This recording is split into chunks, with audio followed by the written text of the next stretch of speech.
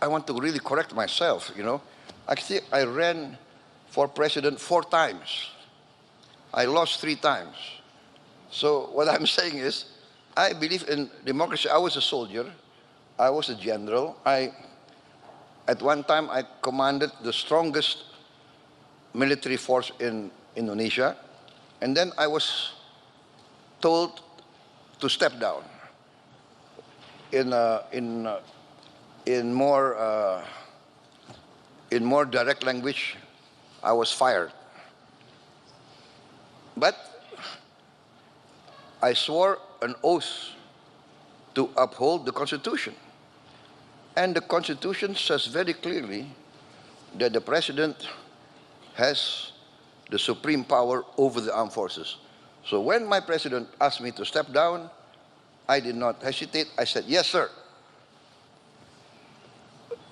So what I'm saying is we believed in democracy.